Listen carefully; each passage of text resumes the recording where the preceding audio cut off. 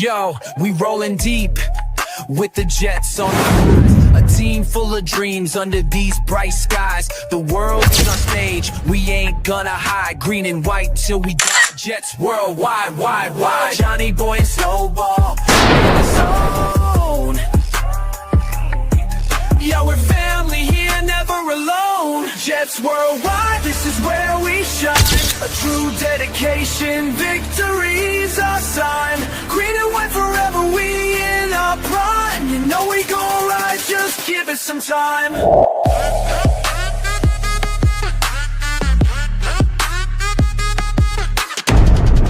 2025, hear the crowd going wild. You know we spitting truth, nothing but style. A city that never sleeps, we going buck wild. Our hearts beat as we Jets worldwide, wide, wide. Victory's a feeling we won't let go.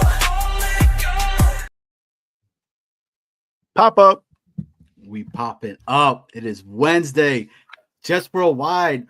What are we doing? I have no idea. Ever since you came back from Italy, it's like you've been wanting to just rock and roll with some Jets worldwide. And we were like, you know what?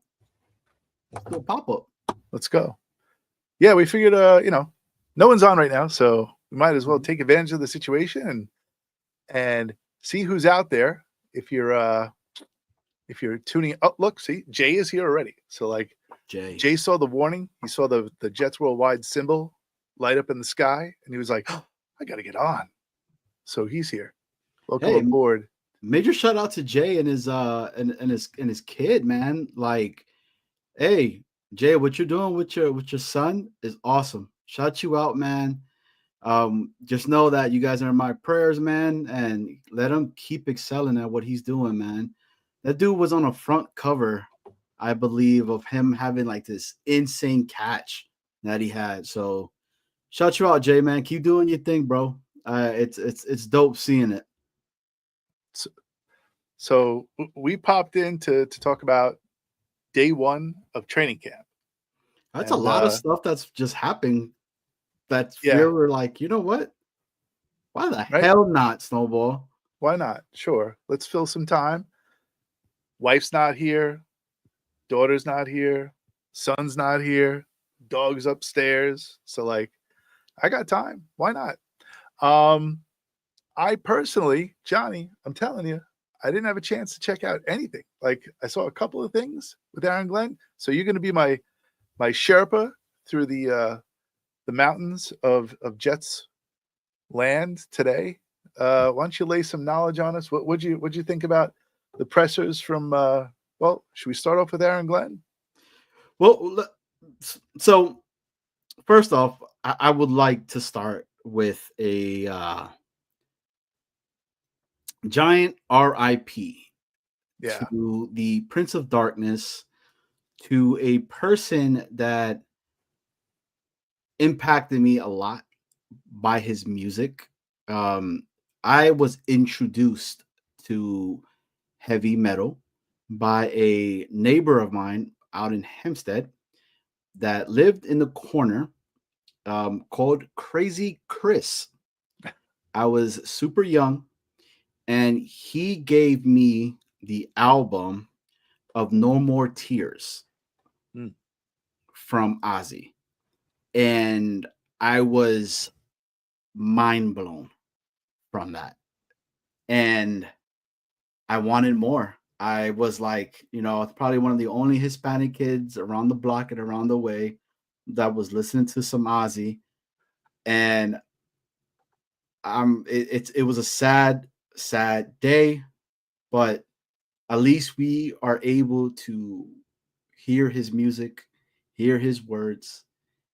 Big shout out to Ozzy and what he's done for music, not only in his metal genre, but music in general, because it was truly amazing.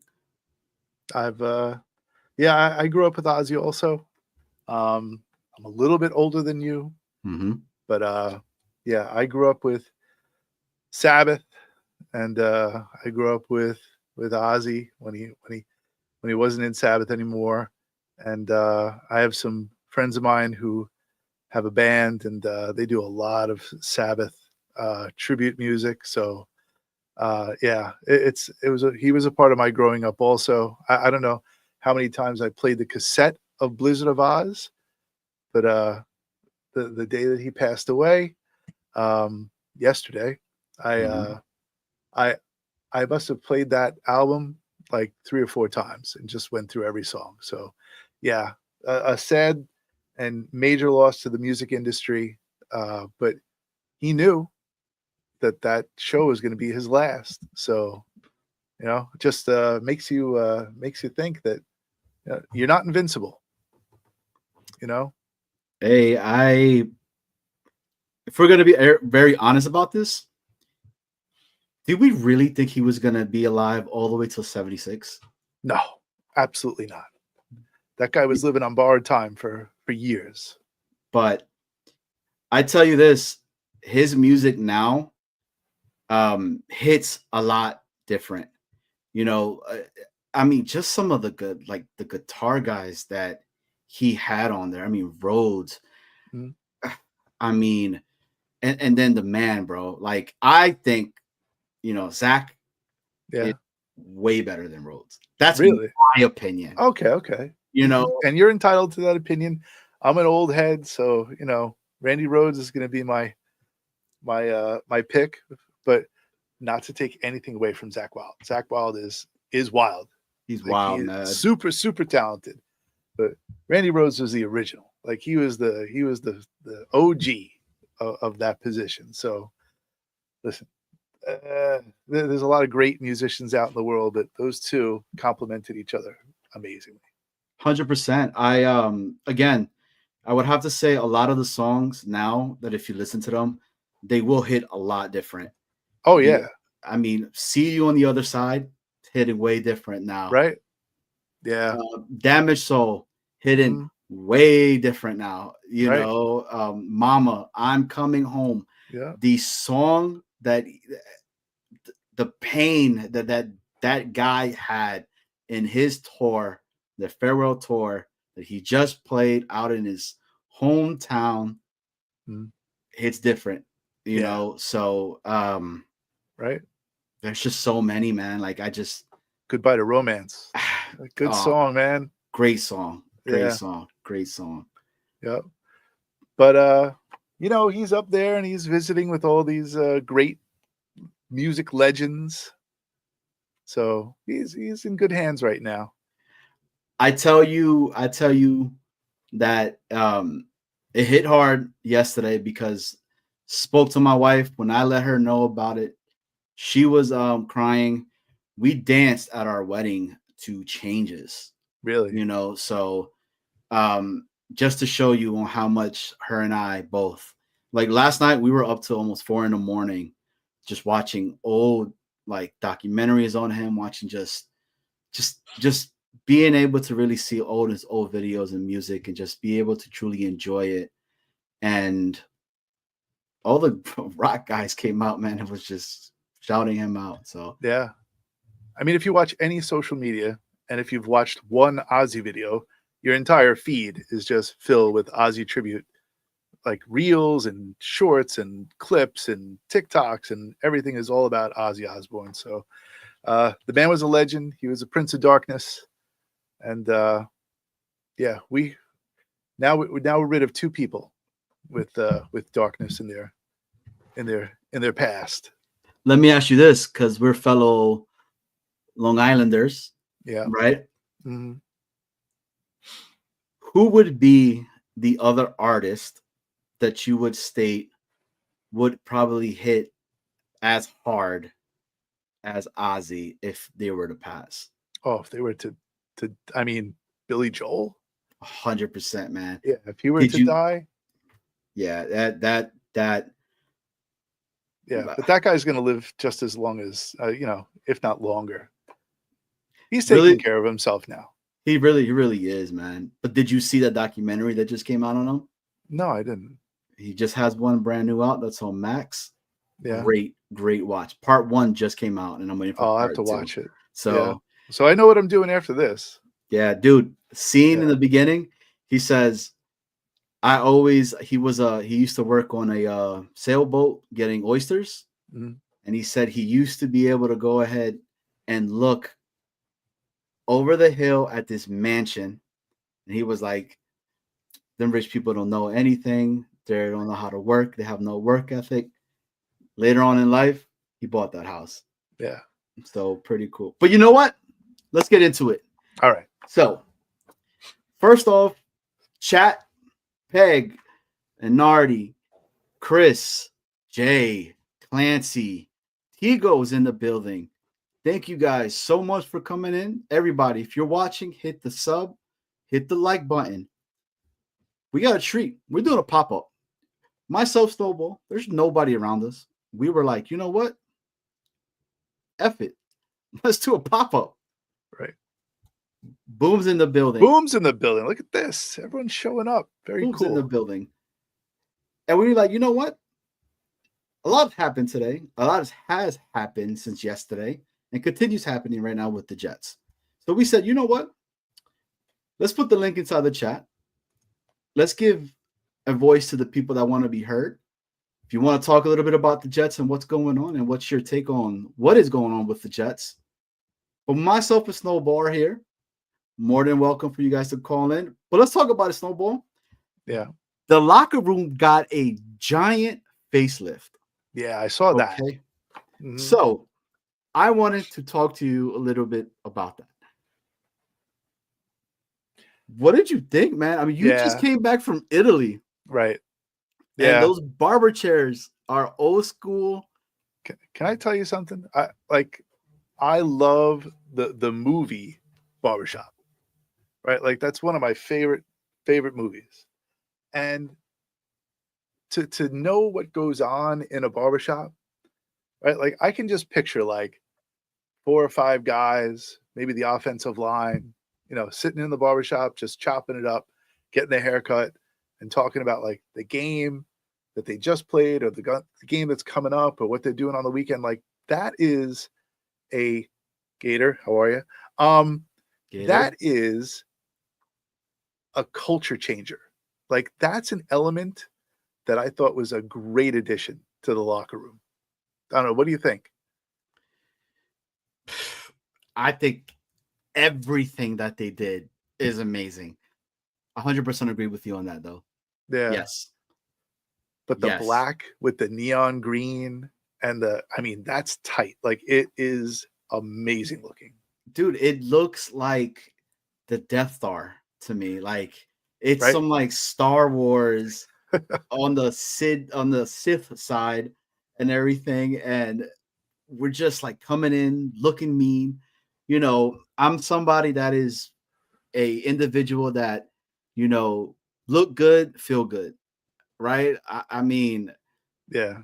how much suction power does that stuff that you could put your helmets on and cleats on to get them dry again?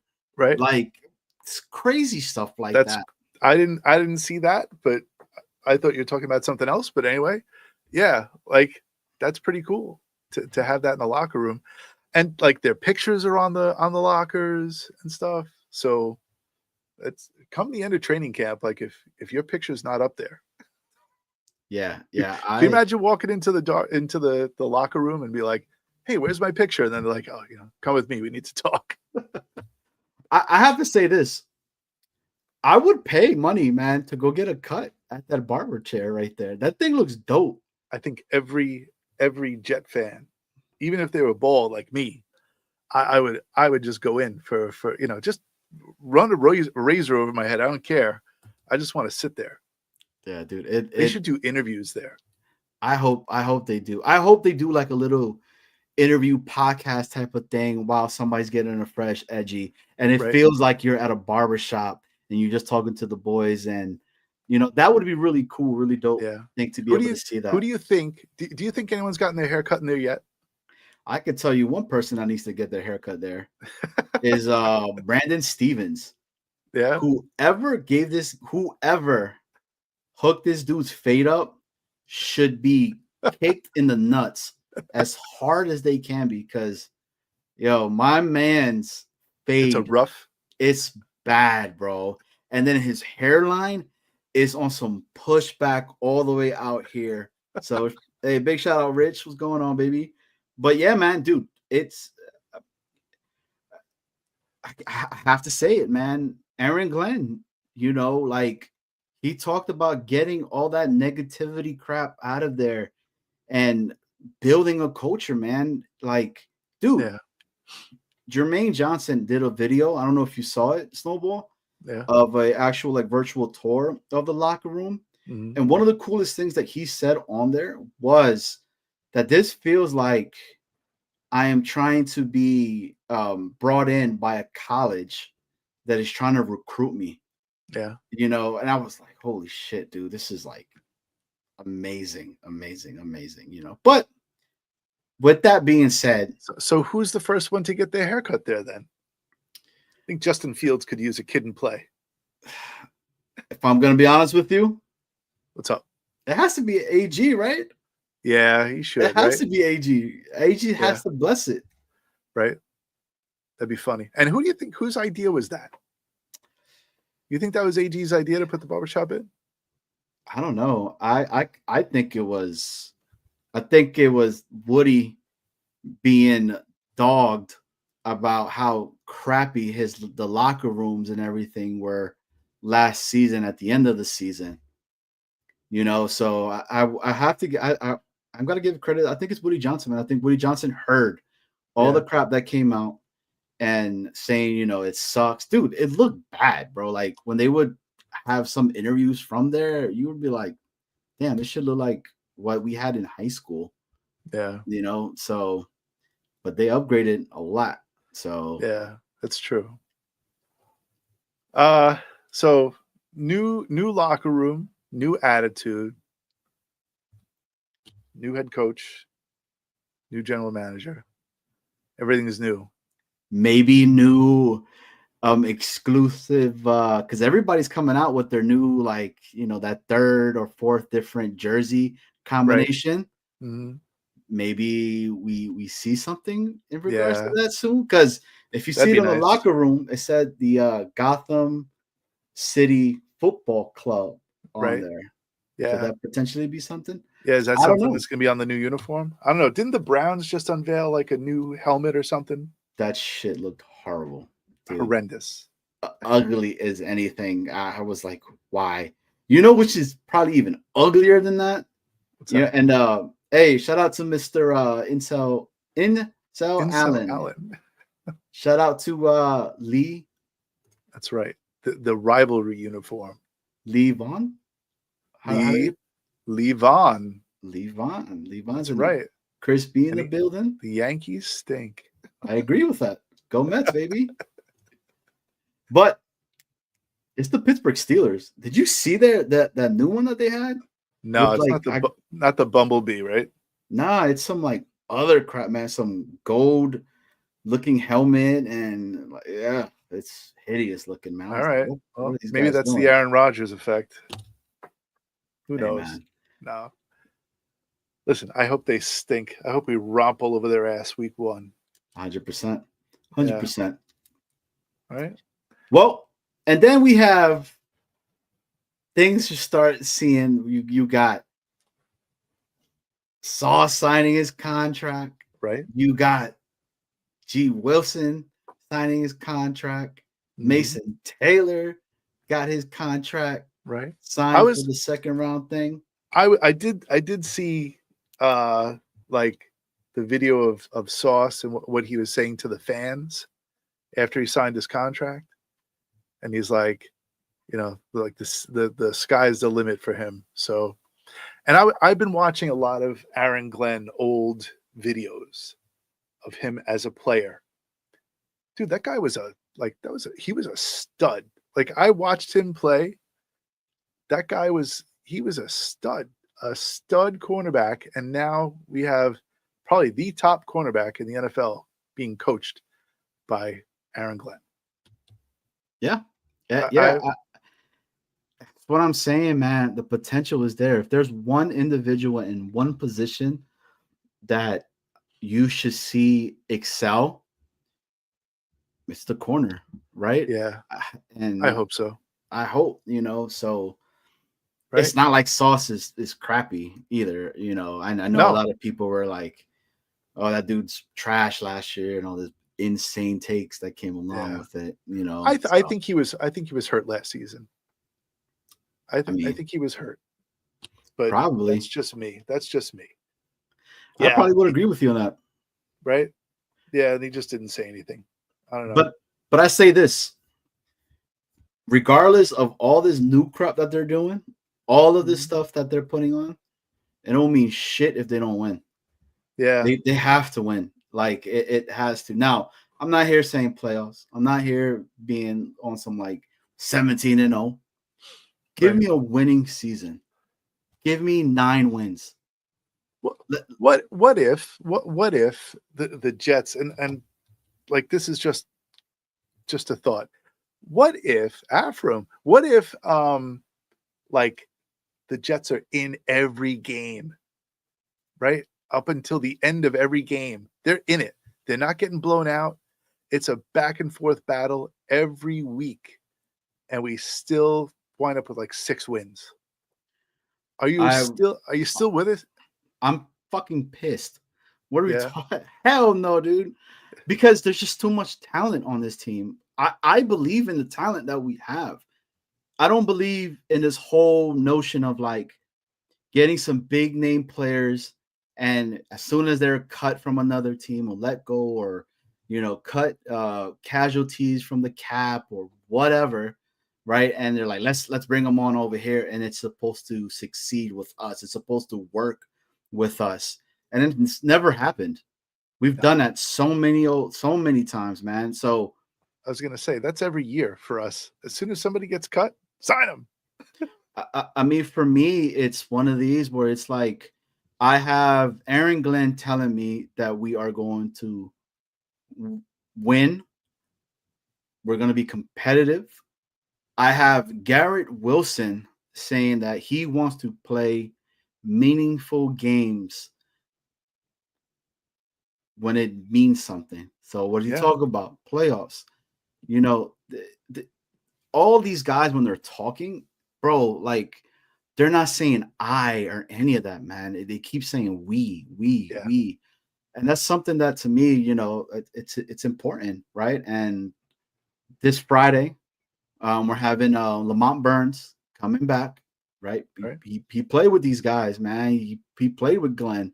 He played with a whole bunch of talent. And seeing what's going on right now, I want to ask him these questions, and I can't wait for that, because I'm going to ask him. I'm going to say, what's your comparison with the 2025 New York Jets to the 1997 ones, right? And to the 98. I see what he says. Is there any comparison there? Because dude, we got some dogs on the squad, man, and they're not talking about it. Like I know a lot of people keep talking about we want some giant, huge run stuffers and stuff like that, but they're there. Yeah. And they're just not big names that people don't know about. So we have to believe that this coaching staff is really invested on these players and it's going to get the best out of them. I'm hoping, I could hope. Well, we got somebody that came on in because he hates Justin Fields. He says that dude is a bum. And let's bring him on. You Mr. ready? Optimism. Bring him in. I don't hate Justin Fields. He's probably a fine human being. I've never met him. As a player. One football player. That is Tom Brady. That's it. Okay. Thoughts on Tom Brady dating Sofia Vergara at the current moment? What do I care about the genitalia of people that I'm never going to meet or don't impact me? 100%. Tigo, welcome, my good sir. Appreciate you coming on, man. How you doing? I'm driving home, and I was listening to you guys, and I thought maybe hop in, bring us back down to earth a little bit. Happy 100%. training camp. Happy training camp. First day. It was very exciting. So, Tigo, let me ask you this. Let me Yes. ask you this. Yeah, we got so excited. We were like, you know what? Let's pop off, baby. Let's do a Mhm. pop off. Let's come on. Nobody was rocking, and we were like, let's do it real quick. So let me ask you this then. You see the brand new locker room. What were your first thoughts on it? And then after they're really showing it, do you think they're trying to get the bad juju that was there, or is it more of a No, it was the right time. I think people are trying to read a lot. I think people are trying to like read the tea leaves and the clouds and like no. Like this is just what you have to do in the modern NFL if you want to recruit. Right? And I think you mentioned it, and I think it's the right thing, is what Jermaine Johnson said. Is like, dude, this feels like a college locker room. And it's like, yeah, it should. That's absolutely what it should be. Because like the reality is that as generations keep going, the generations get less and less mature. You know what I mean? Like, I feel like the generation after mine is going to be less mature than my generation, and the generation before mine was more mature than ours. Where in the past, the thing that used to work with recruiting used to be like, this is a winning organization. Here are all the guys in the past that have done winning. And now it's like, we have a pool table and there are barber chairs so you can have your barber pull up. And there's a hot tub that you can take home. And like, that's what players care about now. Players are chasing money and amenities. They're not chasing rings anymore. And that's a weird dynamic because like as a team, you still want the rings. And as a team, there are players out there who aren't chasing rings that can help you win a ring. So how do you balance that? Like, and updating the locker room to make it look like, dude, when I saw that, I was like, I'm pretty sure I saw this I think this is the UGA locker room. Like, and I looked it up because it's on YouTube. It looks exactly like the UGA locker room. And that's not a bad thing. Like at all. That's a great thing. And it's just like, and you start looking, it's like, dude, that looks like the Texas locker room. That looks like the Tennessee locker room, Bama's locker room. And it's just like, It's pretty it's not a Death bad Star. thing. It's a Death Star. It really Yeah. is. and I'm all for it. And Mhm. Tigo, you know that I'm UGA, man. You know, UGA all day. Let's go dogs, sick 'em. It's exactly what I thought when I saw that. And JJ hit it, man. It feels like I'm being recruited into a college. And you're right. It's not a bad thing. It's for No. other generations to come. Like, it's about time. They were voted last year at the end of the season as the worst locker room, you know? Now, That's not real. you don't think We it's all real? know. No, because in the previous year, we were in the middle of the pack. Oh, it was just How do you people that go were from the middle of the salty. pack to the absolute worst? No, it was the locker room. Everyone was mad that Robert Saleh got fired because no one wanted that to happen. And then the Mm. team fell apart. And so the It was sour players are grapes. like, yeah, everyone is just upset that they're part of the New York Jets at that moment. So they're like, F this guy, F Woody. You know what I mean? It's just, you got to take those things with a grain of salt. And you always have to look at what the trend is. Because like a lot of teams that are doing well were ranked at the top of the list. And I've seen what the Buffalo Bills locker room looks like. Like you can see it's not a good locker room, like at all. Their facilities aren't all that great. But they were rated as one of the better facilities in the NFL. And it's just like, dude, we all know that's objectively not true. You guys were just winning games. Yeah. The Chiefs is another example of that. Like, that's not a great facility. And it doesn't need to be because winning covers up so much of your problems. That's why teams like the New York Jets and the Cleveland Browns and all of these teams like at the bottom have to spend so much money Mhm. to build up these things and to make it look all nice is because like, well, like, why else would you want to come to the Jets? What do we have to offer? We're not a historically winning organization. We don't have a standard of excellency in the past. Like, that's what we're trying to build. So what you have to pitch is, hey, we're really close to New York and we've got a ton of amenities if you come here. And that's how you get it. And that's the beginning of the change. Yeah. Did they take the cornhole games out of the locker room? I don't Have think you ever I think that somebody else listened? brought that in there. have you ever listened to interviews at the like during training camp from the locker room or whatever, and you can hear the guys playing like cornhole in the background? Do you think that's going to happen under Aaron Glenn? Hell no. Hell no. Yeah, it is. You think that? Why? You think, That happens in yes? every locker room. What's happening in Detroit's locker room? Yeah, but Yeah. But they were messed with the winning. interviews. They were winning. That's true. It doesn't matter. That doesn't work nowadays. That's a really easy way to lose a locker room. It's like we no longer live in a generation where you can New England Patriots a team to victory. Like you can't run like that's the sad like you can't run it like an old school military unit. And that's what we all ideally would want. Like these are gladiators and that's how we want to think about them. Dude, like that's not what they are. The reason you know why they put a barbershop in there is because they're all prima donnas and they all want to get a fresh cut before they walk into a game. Hey, to run a proper fade, you got to have a good fade, baby. But all I'm saying is like, dude, that wouldn't like if we were talking about 20 years ago, no one would care about having a barbershop in there. Like because it didn't matter. Nowadays, bro, have steaming rooms in there and personalized tailors because that's what these guys care about now. It's all about their image. It's all about their brand. I don't think you can run a team like that. Is Aaron Glenn so like militant that he won't, conform or what? He's not like that in Detroit. Yeah. And Detroit wasn't winning his entire time he was there. No, he wasn't. They were. Remember when they got to Detroit, they were just like when Saleh got to the Jets. It wasn't a winning organization. He was a part of that turnaround. Miserable people don't do all that well. Happy people will overcome a miserable situation. Okay. Unless you're the Marine Corps, then that's a different conversation entirely. Everybody's miserable. But now we're getting into the military. We're getting life lessons from Tigo. Well, what is happy? Because we are Jet fans and we don't know what that is. I don't know what that is. Right. I know what being very pissed off is and not wanting to talk to anybody after any of these games. So shout out to all the content creators that get on after. I don't know how they do it, bro. I am the biggest a-hole after they lose, bro. Like I'm like, I'm gonna go cut the grass in the dark type of individual, like the grass in the dark.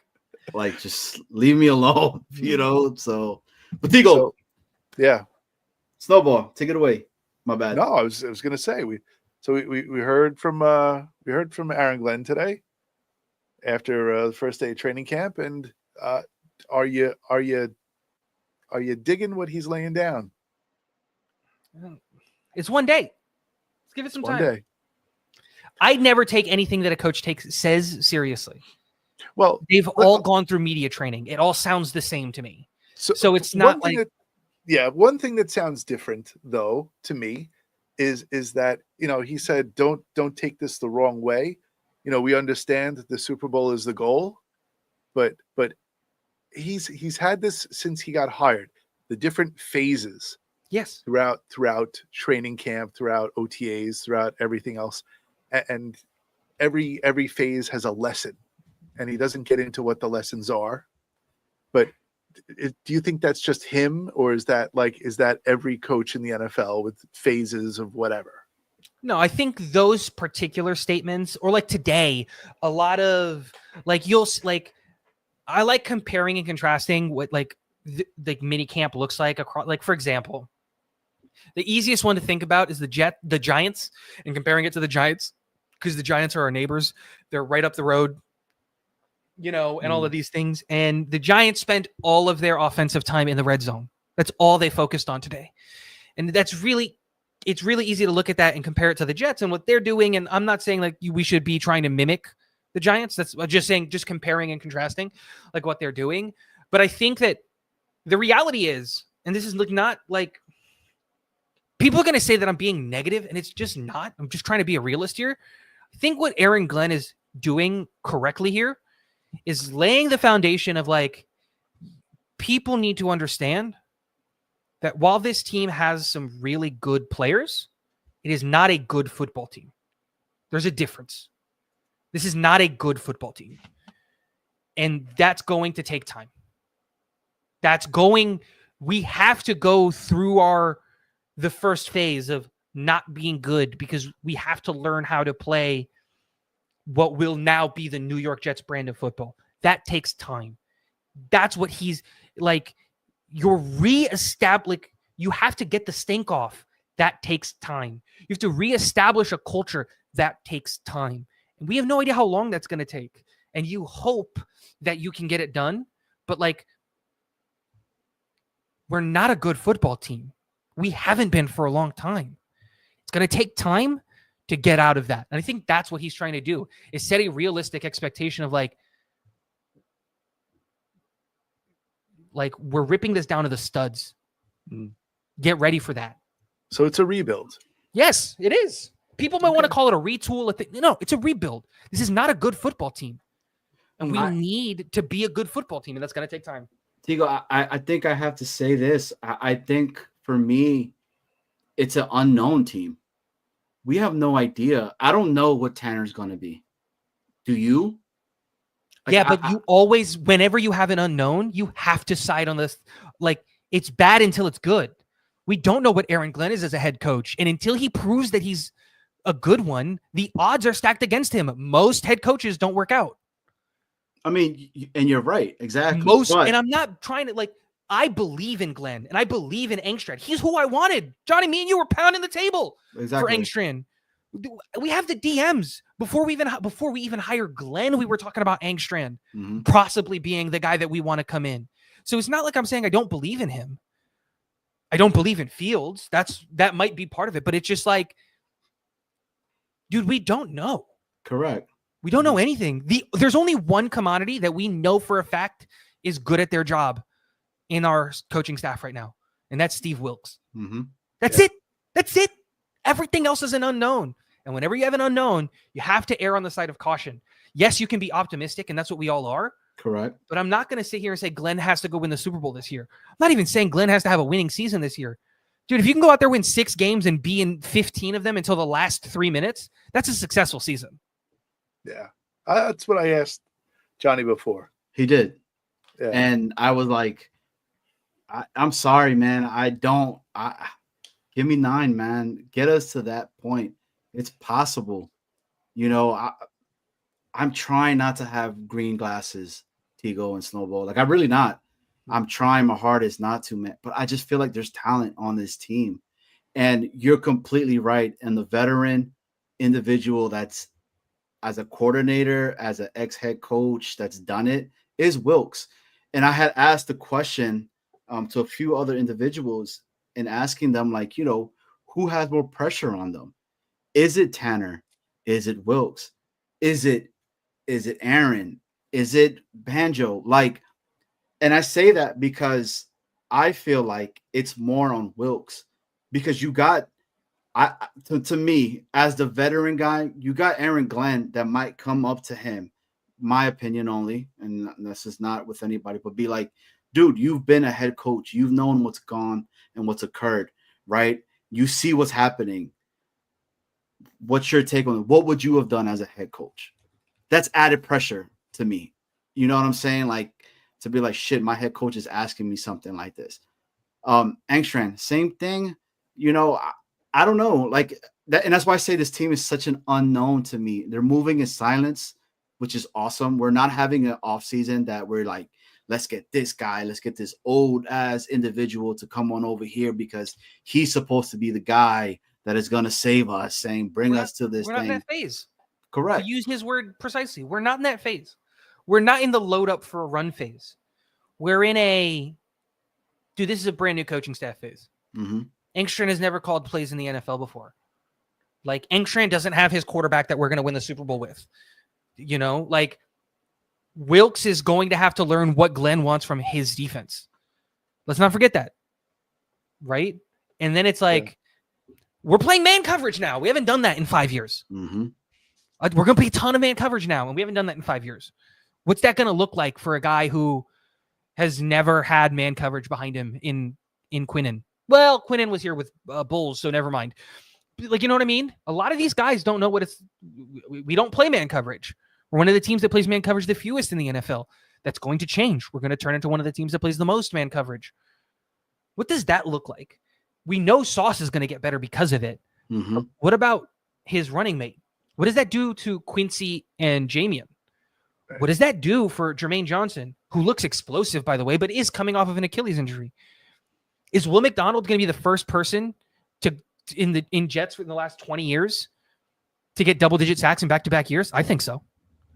But there's a lot of question marks. There's a lot of unknowns. There's a lot of things that, like you said, we don't know. And in the same breath that we can look at that schedule and go, dude, there's 11 wins on our schedule, 15 if we're being real, and we can – in that same breath, you can go, but It's the Jets. dude, there's like 6. We maybe got 6, and we're gonna fight for those 6.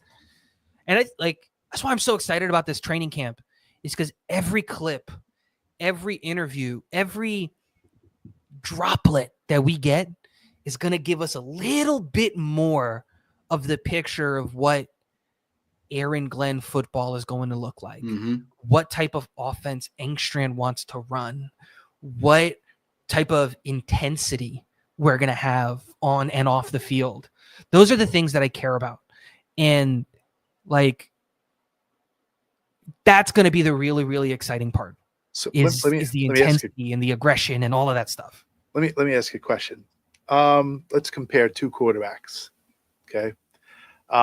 Let's take Justin Fields and let's take Mark Sanchez. Okay. Not like end of career, not mid career, not whatever. Like, let's just say beginnings. Okay. Who was the more talented quarterback coming out of college? Fields, infinitely Fields. more talented. Okay. So He's one of the most talented quarterbacks to ever exist. So can the Jets mark Sanchez, Justin Fields? Is that possible? The think it's possible. real question is, can you win in today's modern NFL by protecting your quarterback as much as the Jets did Mark Sanchez in the past? Because we have a good O-line, right? Allegedly. We don't know yet. We have a pretty good, on paper, we have a pretty good offensive line who should statistically be able to protect him. So if that comes to allegedly, if that comes to fruition and we can actually give him 2.75 to 3 seconds to throw a ball and Mark Sanchez him with, green, red, yellow, right? Can we have success with that? And with the added feature of him having legs where he can actually escape the pocket and maybe pick up a first down or, get maybe 4 yards on a scramble. Can we do that? Is that possible with Justin Fields? Can we dumb it down for him to not have to process so much? Of course you can, right? Yeah. Can, absolutely. We've Right. seen it work in the NFL. Last year was a great example of you can dumb down an offense for your quarterback and make the playoffs in the Broncos and what they did. Right. The True. Broncos and what they did with their offense was they said, hey, this kid's a rookie. We're going to take it out of Bo Nix's hands and we're going to put it on the rest of the team. And they're going to be the thing that's going to keep Bo Nix up and afloat. Right. And we saw that, and their wide receivers produced, and their offensive line did relatively well, and their running backs did well, and the defense was lights out. And so, yes, you can protect your quarterback, but And they're I run by think Sean the Payton. reality is that the Jets are going into this season with way more unknowns than a lot of these teams that you look at. And that's just the reality of it. And we don't know what Fashanu is going to look like at left tackle in year 2 because he played almost all of his reps at right tackle last year, and I believe in Fashanu. He's the pick that I wanted when the Jets made that pick, and I was ecstatic. No, he wasn't. I wanted the wide receiver. But when they picked him, I was like, okay, it's the right move. I understand why they did that. And this year, I wanted Membu. Without a shadow of a doubt, I wanted Membu. Mhm. And we got him. And so now we've got our offensive line for the next 10 years. But who's catching balls outside of Garrett Wilson? It's an unknown again, right? Jason Taylor, Brees Hall. But can you, again, it comes down to he's a rookie tight end. Rookie Yeah. tight ends don't tend to be So like what's gonna, and that is I think the biggest thing is you're trying to juggle a lot of unknowns all at the Correct. same time, and you're trying to develop a lot of things all at the same time while you're also trying to figure out who the hell you are as an offensive coordinator if you're Tanner Ainge. That's why, like Johnny, like I don't think there's any pressure on Wilkes at all. Okay. At all. The defense is loaded. We know the defense is going to work. It's Glenn and Wilkes taking care of a defensive team that is totally loaded with talent. Jermaine Johnson, Will McDonald, Quinnen Williams, Sauce Gardner, Jamie Sherwood, Quincy Williams, Andre Sisco, who should be absolutely phenomenal Michael under Clemens. this regime. Maybe Michael Clemens, but like no, but like Tony Adams, Right. Azariah Thomas. Like there's so many good players on the defense. I have no concern that the defense is going to work. I have Tigo, none. so Tigo, let me say this, right? So you're talking about the defense right now, that it is pretty loaded, that they should get the most out of these players, and this defense could potentially have us in games. So Yeah. then, right? So the pressure, I guess, goes more on Tanner, Should because be. the hope is that the offense is going to win us the game, right? It's an unknown. For me, man, I keep talking about special teams, especially if we're having the growing pains in the very beginning of the season, that if this defense is truly running on all cylinders and is keeping us in games, I'm concerned when it comes to the special teams. Who is the kicker? Who is the punter? I mean, that the field. Who's returning punts? Who's the gunners? Like, and Yeah. Banjo hasn't been a special teams coordinator before. I think this is his first time, isn't it? I believe so, exactly.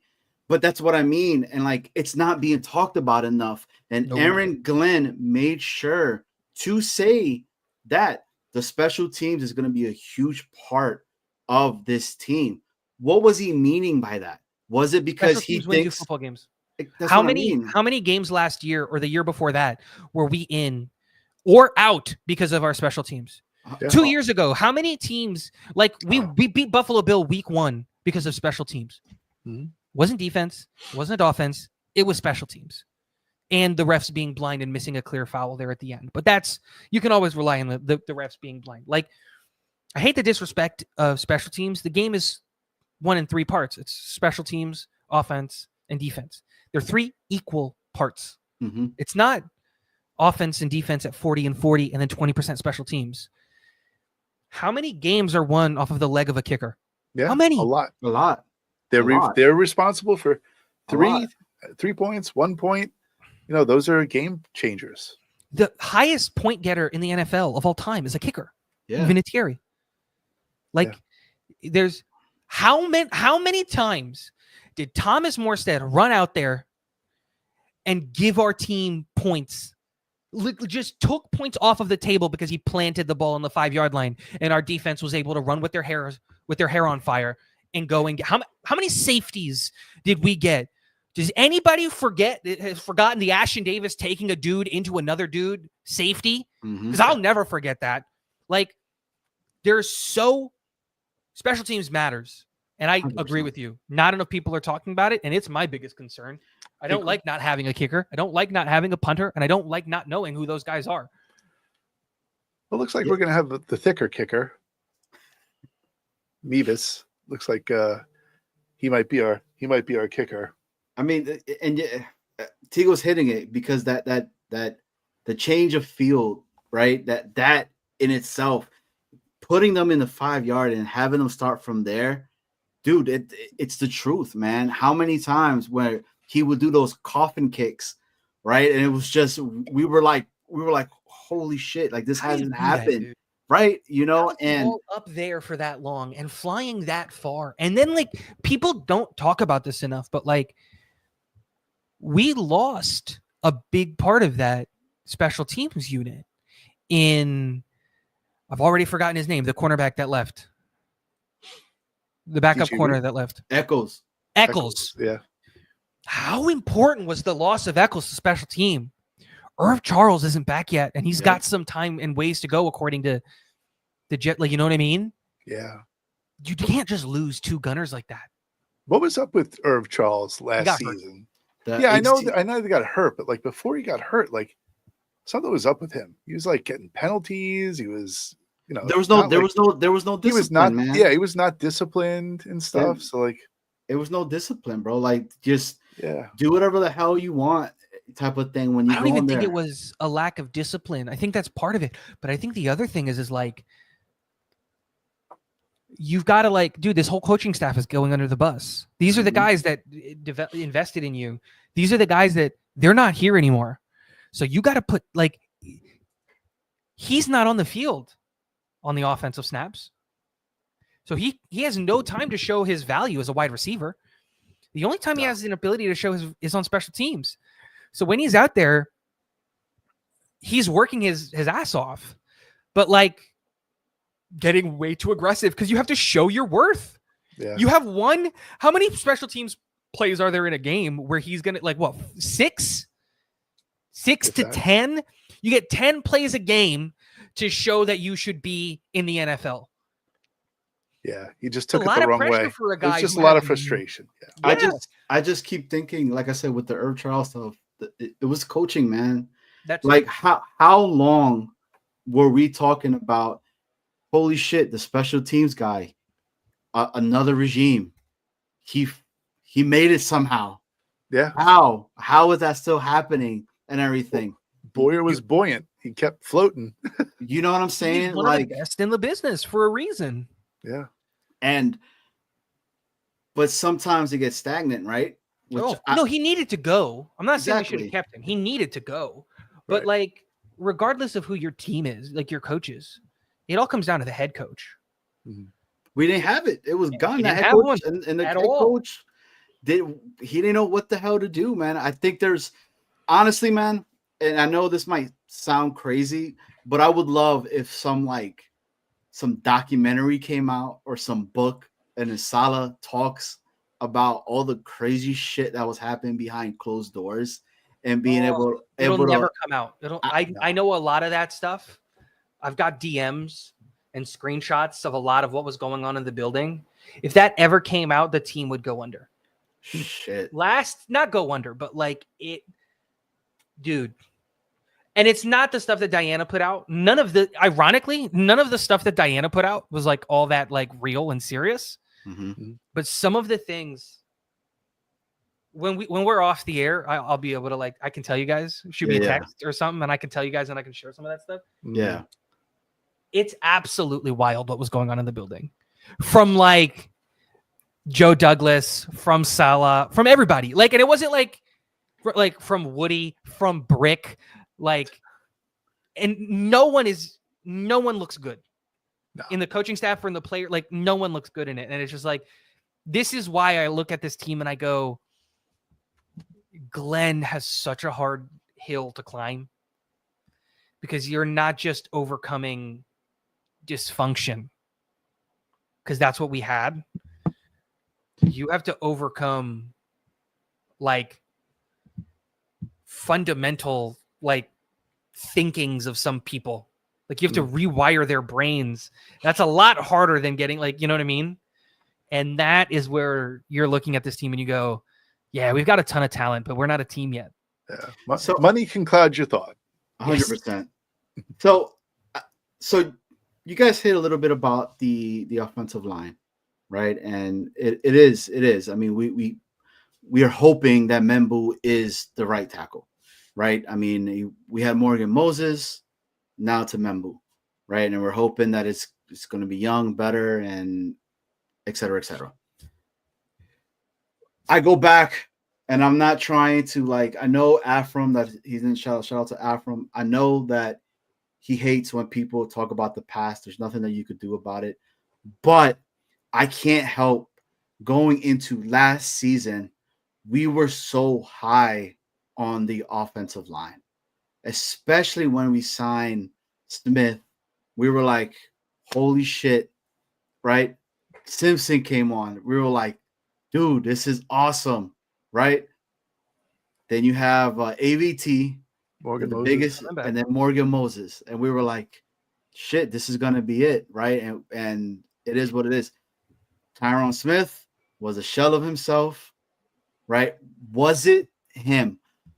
I go back and forth about that because I think about fucking Aaron Rodgers and coming and to the last minute trying to change again, another freaking play on the line, and there's like 2 seconds on there, and then he blames everybody else.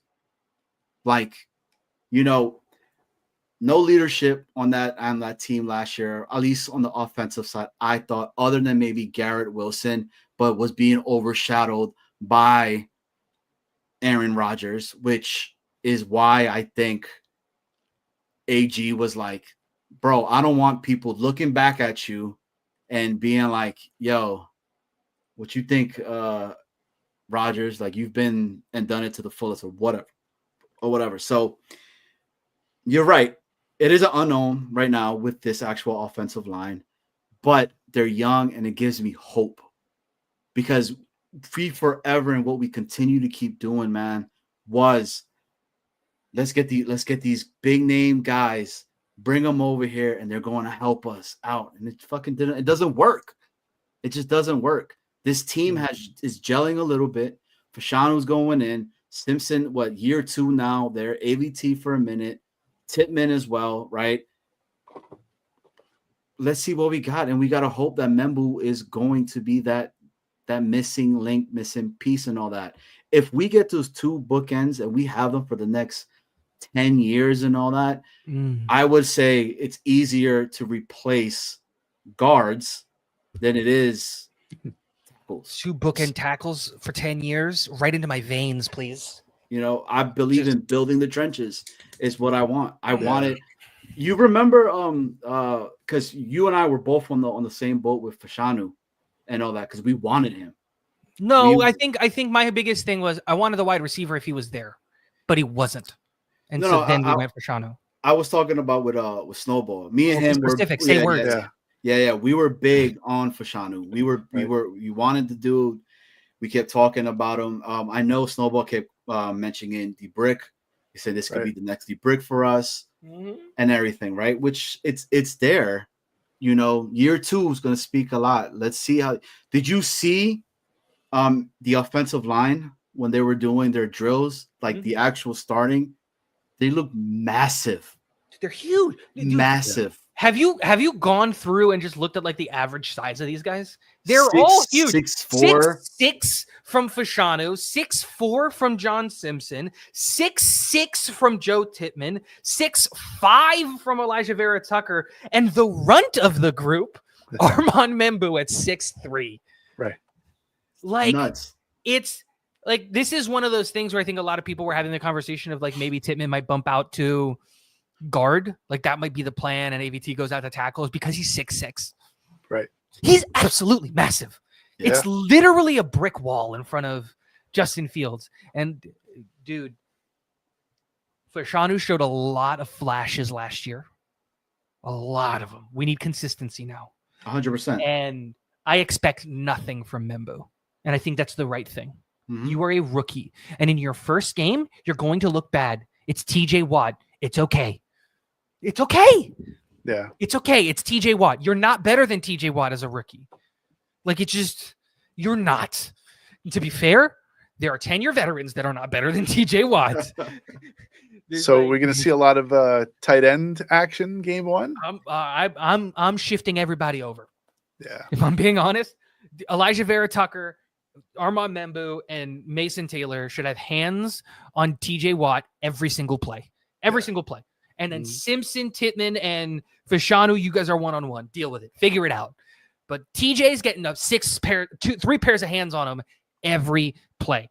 And if we can swing it, I'm putting a wide receiver out there to just hip check him too. Like, can you imagine? Can you imagine though? Membu comes in and is mad dogging TJ Watt. And that's a possibility, because let's not forget that Becton in year 1 absolutely owned the San Francisco kid. I forget his name. What's his name? Which one? Has a brother that also is an edge rusher. I'm blanking on his name. I can see his face. I know exactly who you talk about. He's with the Chargers. The brother is, right? No, was with the Chargers. Left the Chargers this offseason. Chad, help us out. No, Bosa, Nick Bosa. Bosa. Yeah. The Bosa Bosa. brothers. The Yeah. Bosa brothers. Like let's not act like. And Bosa's rookie year was absolutely insane, but Becton just absolutely bullied him. Right. And so, dude, there's and Membo's got great like pass pro reps. Like he's a pass pro professional. So Yeah. you gotta sit here and hope that like, there's. Dude, I love the double-edged sword that the New York Jets are this year because we have no idea. Yeah. We have no Exactly. idea about anything. Yeah. Membo can tie his shoes without bending over. It's That guy's crazy. arms are like forever. So I hope we're all praying for success for What we need out of this team Mm. is we need somebody on the offensive side of the ball to really step up and be the captain that this team needs, because that's one of the things that we didn't have last year. We didn't have a leader on the offensive side of the ball. Not one person on that team last year would you consider a real like leader, like a leader. And I don't mean just a guy who's like, he's the best player, so he's the leader. I mean, like, the problem is the people who were the leaders couldn't back it up on the field. So like in training camp, Tyron Smith emerged as a leader, and then he was dog water. And so no one respected what he was saying because it's like, okay, you did that 10 years ago, but we need right now, what are you doing? And then no one else really stepped up and took on that leadership role. And the hope should be that guys like John Simpson, that guys like Elijah Vera Tucker, that Joe Tittman, and that Garrett Wilson see that there is a gap in there, that they need to really be not just like true leaders. And I mean like that in the definition of a leader, like that they are going to lead this team, that they are going to be where this team looks at for their focus, where they look at for their aggression, where they look at for their intensity. And I would love it if it's Simpson and AVT and they come out as like, we're the leaders of this football team. That's incredible, because 100%. for like 99.9% of all of the plays that they played last year, the intensity was there, the aggression was there, and they were in every single play. They worked their ass off and they did all of the right things. And if we can get that from these guys, if they can realize like, dude, we're an incredibly young team. You don't need to look at these old heads. You're the old heads. Isn't Simpson the oldest person on the team at 20 on the offense at 28? That could that could be considered a leader? Because I know Lazard's 30 and that like Reynolds is 30, but you're not looking at those guys for leadership. You're not looking at Tyrod Taylor for leadership. I'm talking about like the starting 11. Isn't Simpson the oldest one on the team at this point? I believe so. He's 28. Who's older than him? I don't know. Paul's not. Taylor's not. Membu's not. Vera Tucker is not 28. He's 26. Tigo, I want to say this, like, you're completely right. In the very beginning of this offseason, a lot of people were kept talking about like veterans. We need to get a veteran so he could be a leader in there. And kind of very similar to what you're saying, right? Well, why can't our young guys be those leaders? Why can't an AVT become the leader that he's been there for a while? Why can't Garrett Wilson be the leader there? Yeah, he's young and everything like that, but why not? You know, like, and you're right. So on the defensive side, leaders, right? We were supposed to have Quincy step up as that leader, and it was Sherwood, to me at least. Sauce. Why do you say that it was supposed to be Quincy? Sherwood was being groomed to be CJ Mosley's replacement. Why did you think Quincy was going to be the guy? Because CJ stating that Quincy was going to be the guy that when I bring him up and all that, he's going to be the leader of all that. That's what was being said. If you remember that montage that they had of CJ on One Jets Drive, and it was Quincy there, and Quincy being the one that is supposed to be doing all this stuff like that, but it never showed. in the background and things like that, you started seeing it was Sherwood. Sherwood's in the locker room yelling at people, and he's saying it starts with me as well. I haven't done shit yet. We are better than this. What are we doing? So there's guys that we have here. They just need And that's the thing is you can't just be the good player and you're now a leader. That's not how it works. Like all of history tells us that that's not how it works.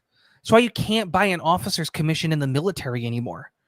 Because leaders aren't bought. They're born.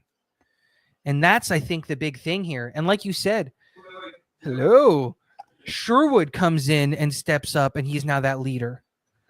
Sometimes you get a situation where you get like a player who not only is incredibly good, but also is a leader. And that's what we have with Quinnen on the defensive side of the ball. Because a lot of people looked at it negatively, and it really wasn't. Remember when Quinnen got into a yelling match on the side with the coach? Yep.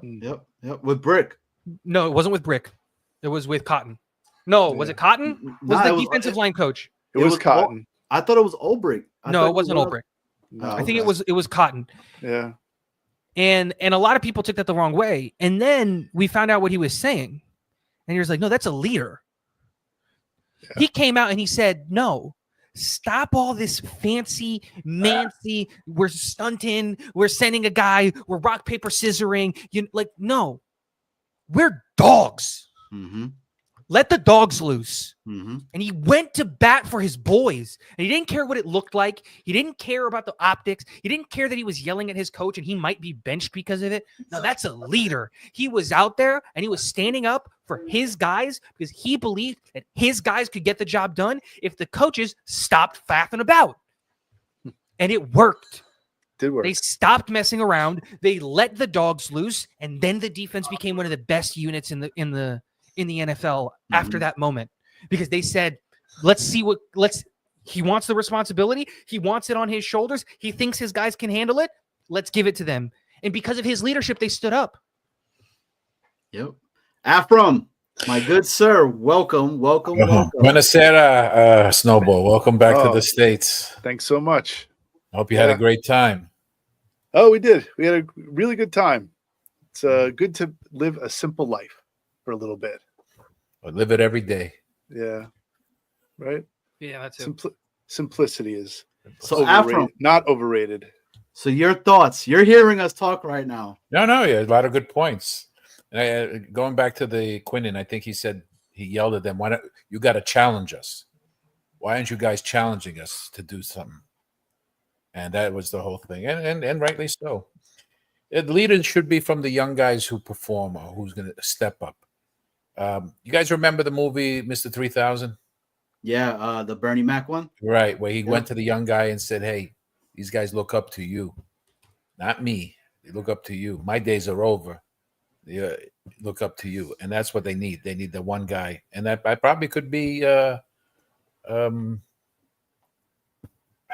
forgot his name now. The tight end, the linebacker. Sherwood. Yeah. Someone's got to step up. Someone's got to put their foot down and take the lead, Yeah. But right now, everything is an unknown. Everything's an unknown. Who was CB2 last year? I can't think of his name right now. Reed was supposed to Reed last year. They kept saying that he was the when we had Antoine Staley on the show, he's the one that told us that the silent leader in there is Reed. Yeah. Right. When I thought it was going to be Sauce, but Reed did not have a good year, as they say. Right. I mean, at one point the dude was amazing, and people were like, "Oh, let's fucking get rid of him and let's do that." I'm like, dude, he's not playing that bad. But I don't blame a lot of the discipline. Well, I don't blame a lot of the penalties because he was penalized like crazy last year. On him, though, man, this dude is trying to make a play. They're not putting correct schemes for the guy. They didn't know what the hell. Olbrich was running around like his head was cut off, trying to figure out, am I a defensive coach still? Or am I the head coach right now? Or am I the special teams coach? Because Boyer doesn't know what the hell he's doing over here. Yep. What about my tight end coach? Nobody talks about Middleton and how bad our tight ends were last year. Everything was bad, dude. Everything. Was Dude, you bad. get one sick quote that you can put on a T-shirt, and people will ignore the fact that you literally didn't do your job the entire time you were here. They all didn't do their job. Yeah. You saw that we complained about the defensive line, all confused what's going on. That's why they were being run on. But you got to also remember the offensive line looked discombobulated at times. Guys running up the middle. They didn't even see the guy coming in and blitzing Rodgers. And Rodgers caused a lot of that himself, changing the play at the line of scrimmage. And these guys, there was no coaching. It was just like, put these guys on the field and chalk up something.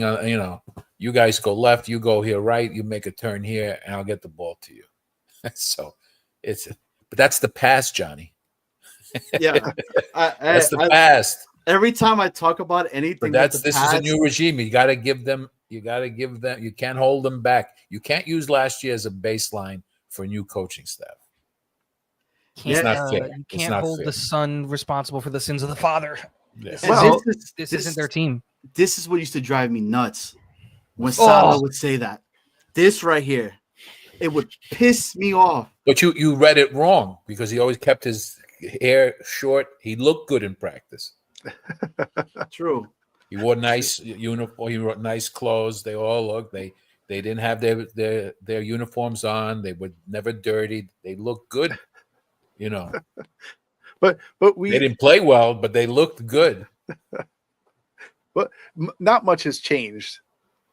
We haven't changed tremendously from last season. Mm-hmm. So being that we're kind of the same but different, and we all that's really changed mostly has been the coaching staff. What are your expectations for this team, Afram? Like with a new coaching staff, do you think we're going to be more disciplined? I'm expecting them to be more disciplined. Yeah, I'm expecting some accountability. All right, because that's the background he came up with, the coaches he played under.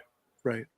All right, And I know that you don't like to talk about the past, but if Salah had not been fired in week 5, would we have won another game or two? Do you I think? don't know. Yeah. I don't know because of what happened, what was going on behind the scenes. Mm. Who knows what was going to happen? There could have been mutiny in the bounty over there eventually. Possibly, but Possibly. yeah. I'm going to say no still because of Aaron Rodgers. Like, we forget that Aaron Rodgers was bad going into the half, right? And it would be the fourth quarter where we're losing, and then he's like the garbage plays that he would do at times. Like it was bad, man. Like it was bad. Like I don't. You set a bad tone is when you're pushing the ball to your buddy all the time, and you have the young kid open a lot of the times. What's that tell you? Yeah. His personal thing was to have his 500th touchdown pass Correct. go to him. This is a game. This is not about you. This is a game. And it was Tyler Conklin.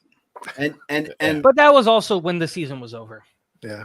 I think what happened at the season, I think a lot of people are misunderstanding is when Salah was fired, the locker room, we saw the mutiny. The locker room publicly stated, "Oh, we're with Ulbrich." They were not.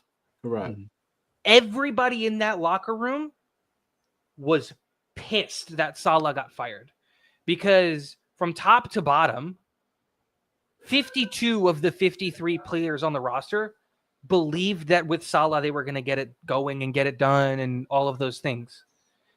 And so I think if Salah would have stayed, I'm not saying he should have not been fired. Right. Should have been fired at the end of the season. But if Salah would have stayed, I think we win more games.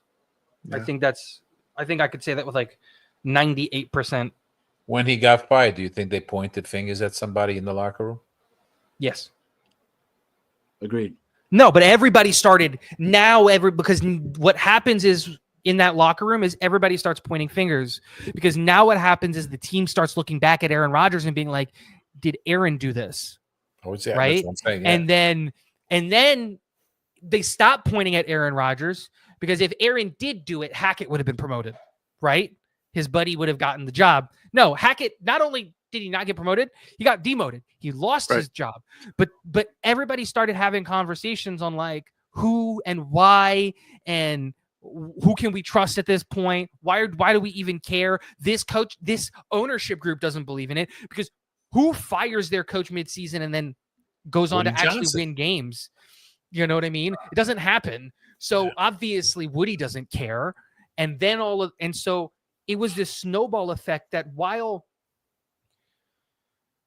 you could have, if you kept Salah, the ship was sinking. We all saw that. Correct. Hindsight is 2020. Rodgers wasn't the Rodgers that we thought we were expecting. Tyron Smith wasn't the guy that we thought that we were expecting. None of these guys were the guys that we were expecting to get. Even when we traded for Devontae Adams, he wasn't the Devontae Adams that we were expecting. None of that happened.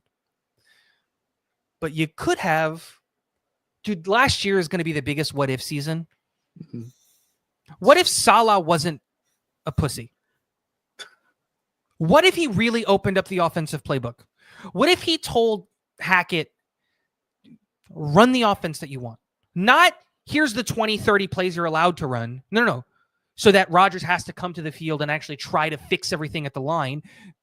What if he just said, you're the offensive guy. We just paid that guy a ton of money.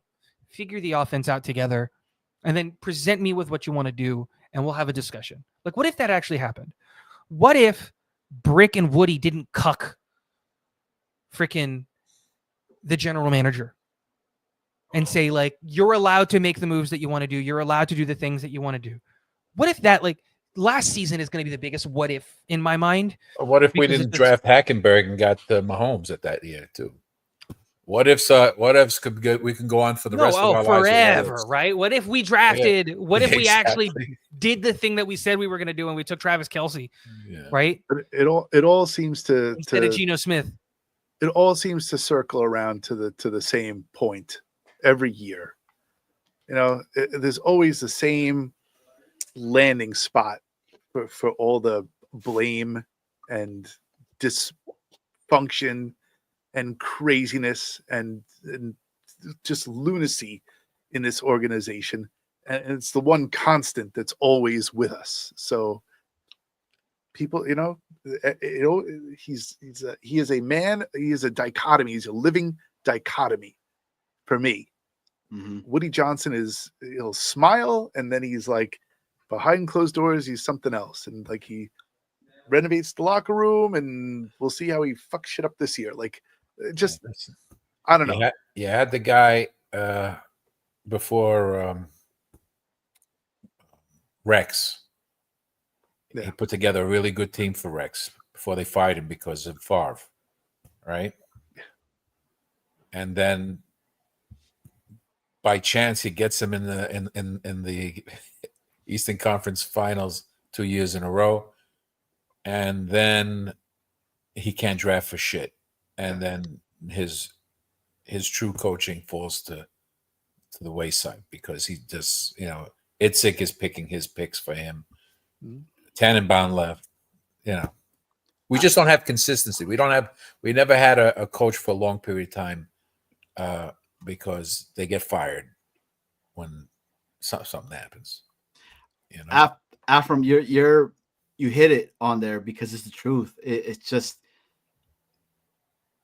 I think there was so much turmoil last year. I remember when that report came out of Salah talking about he did not want Zach Wilson. You guys remember that? And it was more of like a JD and Woody thing. Yeah. And he put that out there.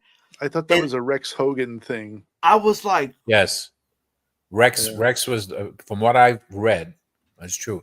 Rex pushed the thing on JD that Wilson was the guy to pick.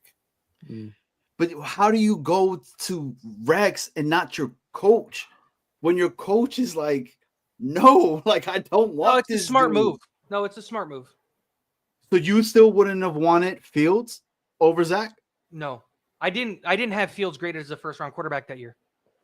So I would have took Fields over Zach. No, Would you have kept I Darnold? thought the conversation was if you keep Darnold or you go with Zach. Zach was the right pick that year, like clearly the right pick that year. But if the conversation is it's Zach versus Sam, the right decision was to go with Zach. You reset the quarterback contract. That matters, sadly. Now, hindsight being 2020, Zach didn't work out, and Sam looks like he might be a good quarterback now, and right. And there is a serious conversation in my mind. Again, hindsight being 2020, what would LaFleur look like with Sam? Yeah. Because that might have been really, really deadly. But the quarterback contract, it's the biggest thing. Everything Sucks now. that's the world that we live in. But like, dude, it's almost you either have to have the best quarterback of all time right now to win a Super Bowl, or you need to do it in the first 5 years after you draft a guy. Because if you don't, and then you end up paying a quarterback $60 million, it's just like you just can't build a team around him. Well, we It's going to were happen patient. with the Texans. We were patient. After we were patient with Salah. I think we were Oh, yeah. overly patient. Yeah. Yeah. I mean, No, they the get rid of him, but they should have done something. The fact they didn't bring it back up on the first year when and that I blame Woody because he didn't want to spend the money. He's paying Wilson $11 million because of his contract, and they want to get another guy, whatever, pay another $8 million or whatever it was going to cost. This guy should have been the third string. Wilson should have been this third string. Watch Aaron, but have a competent backup. But we end up getting guys that were washed up when they first entered the league again. But it was bad decision making. Top to bottom. That's it. So I hope. And you know something? Salah had balls and went up to Woody's face and said, "No, I'm running this team." I don't think All anyone. fired. No one has that though. Yeah, No one. I was going to say their owner. this guy knows his shit because I think Woody is too big of a personality, and in his head he is magnanimous. So like, there's no overcoming him. I don't think there's anyone who can overcome Woody Johnson. You see it here's all the the thing time. that You have to be able to. You have to be able to like you have to be able to, Manipulate like, him. Look at the shiny thing. Like, Yes. and then you do your work, and then when Woody comes back, is like, that was really look at Bird, and then you try to get things done, and then when he comes back, you're just like, This dude, okay, would come in all white with some Air Forces, a giant Woody, like I'm talking Chain. about this big of a chain. I said Woody on it, and thought that was cool. I was embarrassed seeing my owner doing some shit like that. I'm sorry. It might be the old schoolness in myself.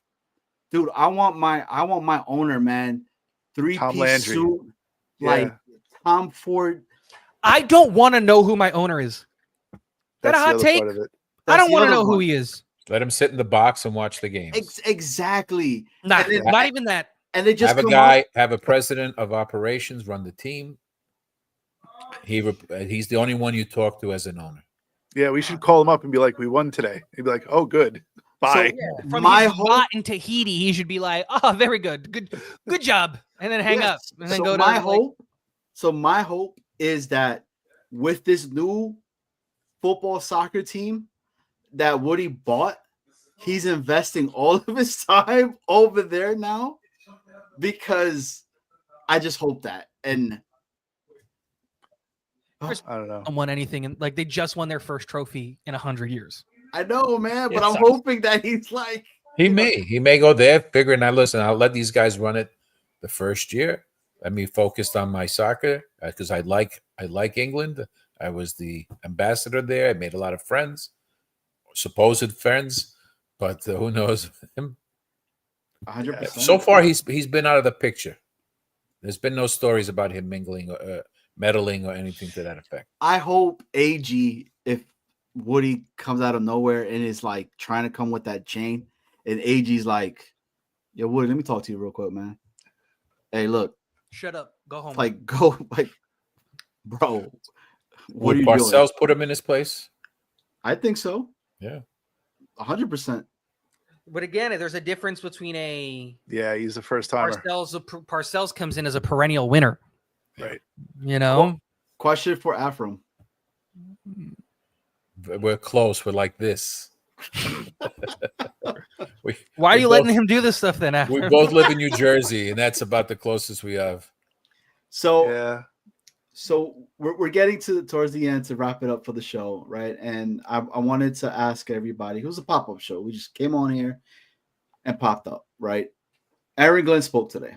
So Afram, Tigo, I wanted to get your guys' thoughts on what you thought of what he stated today, like what he said. What is something that you were like standing out for yourself? Okay, Tigo, start it off, man.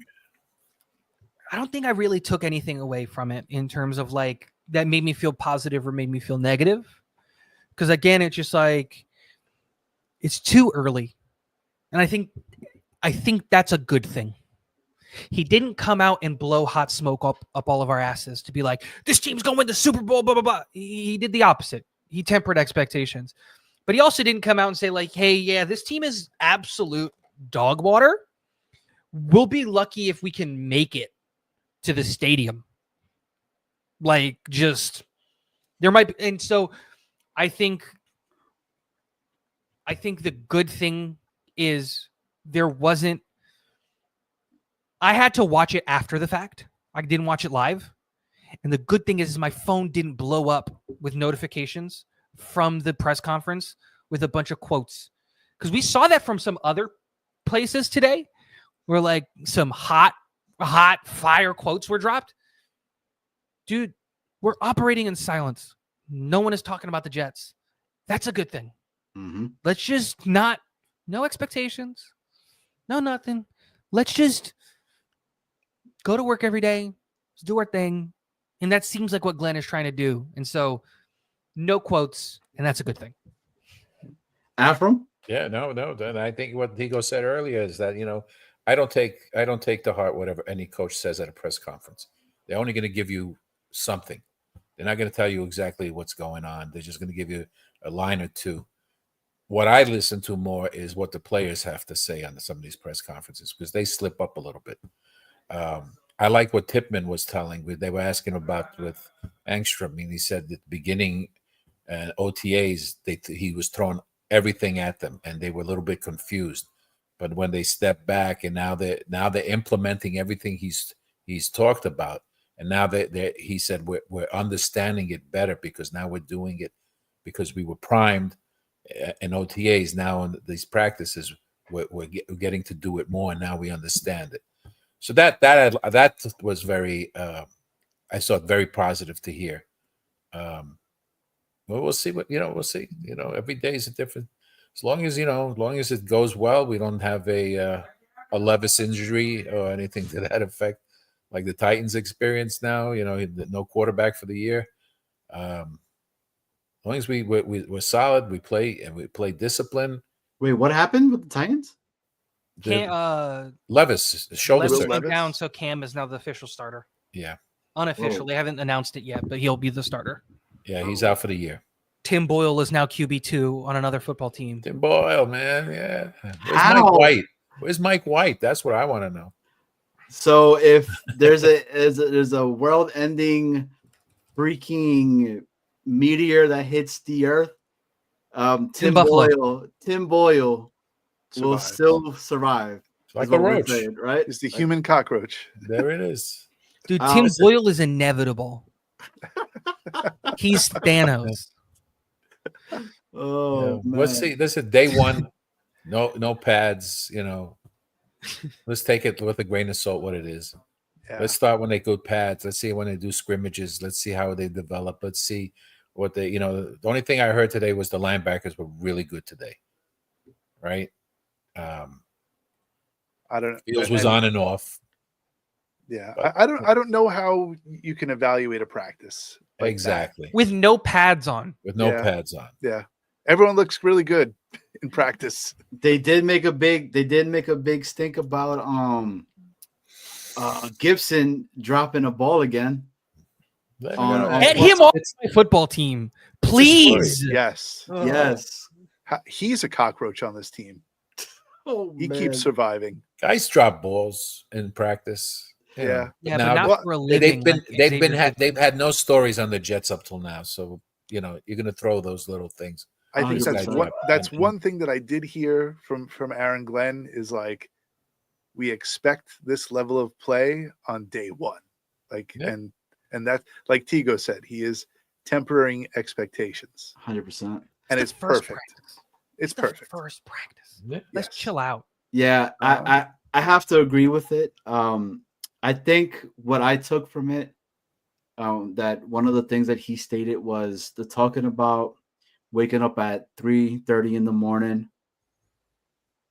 His wife sending him a text message, just because he was so hyped up, BAG, like, and then talking about the pain that he's felt as a Jet fan, because even though he was a coach in another team, he always had one eye always looking at the Jets.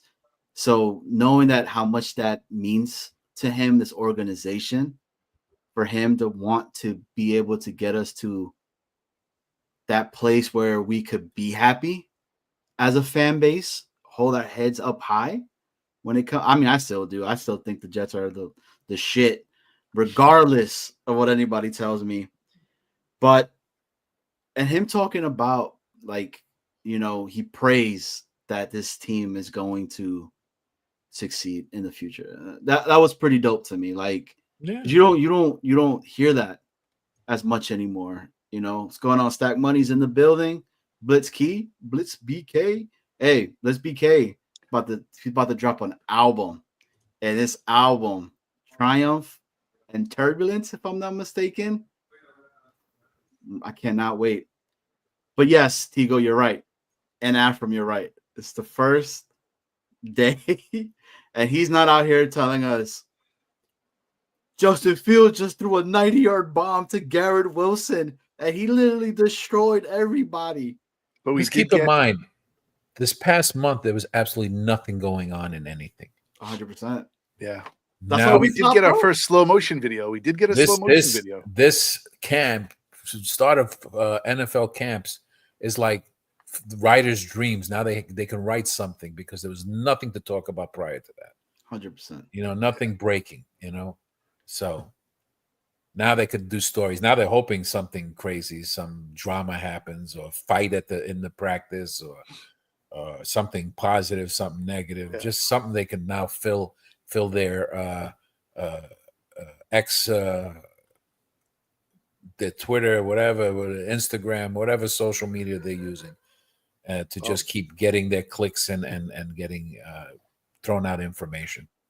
I think the biggest thing is that Glenn did such a good job in his press conference because he gave them nothing to write about. So about the team specifically, like it was nothing. Like Saleh always gave some nugget.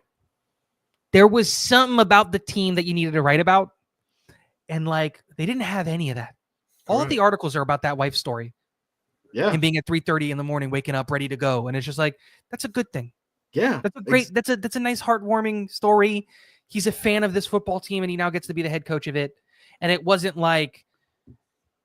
the fact that the Jets posted a video of what is a bad throw by Justin Fields and a miraculous catch by Garrett Wilson. It wasn't a conversation about Xavier Gibson dropping the ball. It wasn't a conversation about the offensive line is starting to figure out what they're. No.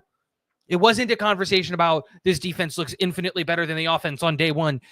Did any of you catch how many dropped passes or any like those that text that Zach Rosenblatt does every year? You know what I mean? None of that was what was written. It was about his wife texting him at 3:30 in the morning. That's dude. No news is good news. 100%. It's these 8:30 in the 8:30 in the morning practices. I just want to hear stories about Arian Smith. I want that guy to. Yo,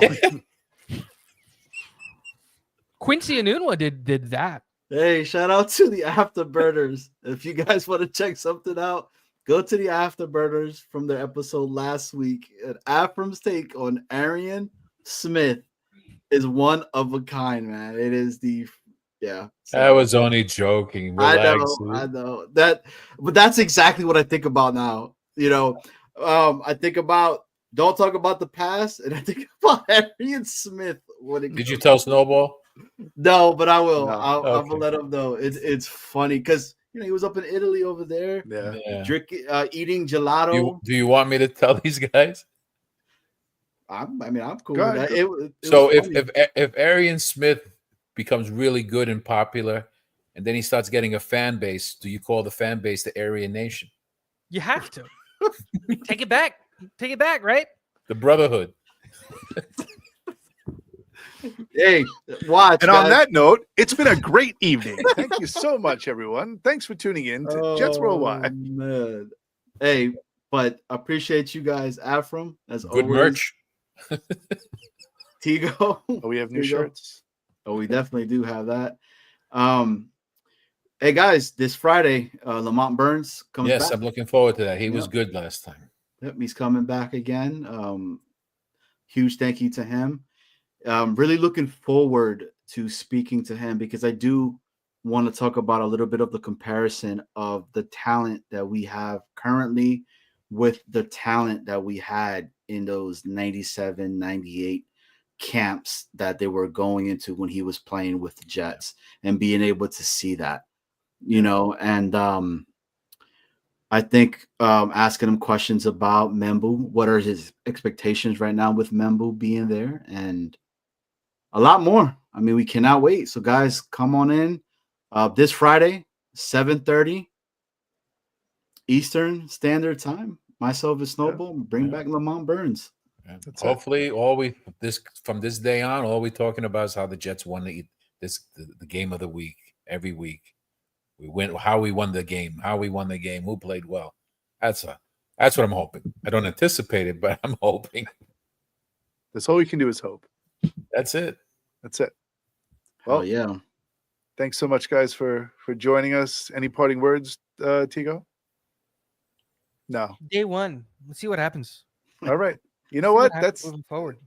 day I'm one. excited. Let's see what happens. Year one. Let's see what happens. Yeah, Hey. I'm excited. Tomorrow's Yeah. day 2.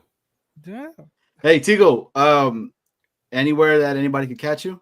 Talking Jets with Tigo. I don't do that stuff, man. I don't like. I came to hang out with you guys. Subscribe to this channel.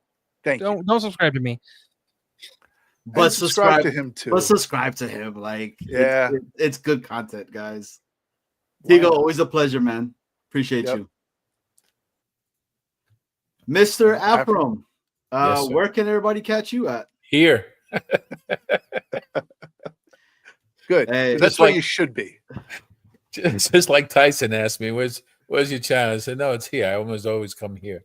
You know, he busted Hey. my balls that last week, on Monday. 100%. But yeah, no, you guys are doing a great job, by the way. I enjoy appreciate your that. show. It's Appreciate fun. that.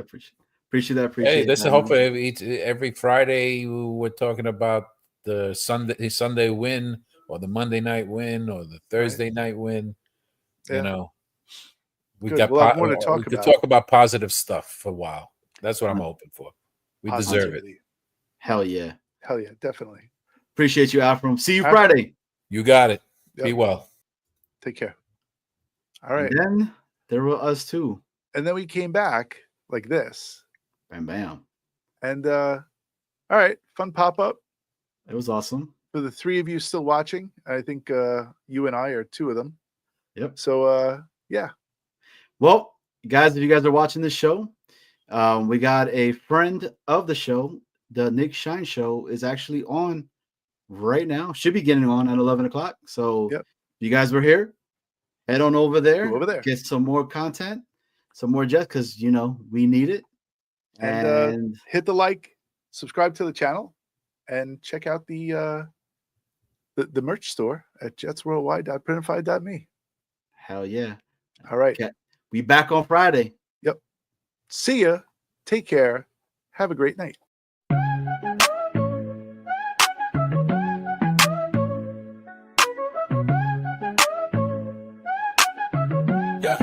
Yeah.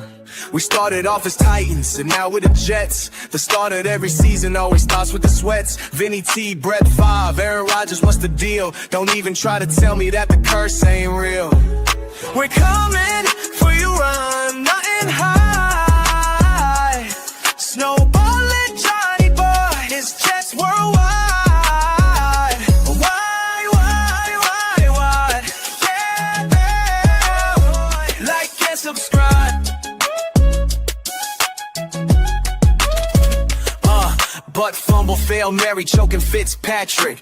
The end of every season is always tragic. Doug Bryant missed, everybody got pissed. Super Bowl seasons ended with just one twist. 15 years without the playoffs. Is Aaron Glenn legit? We're the friggin' New York Jets and we're built for the shit. We're coming for you real and high.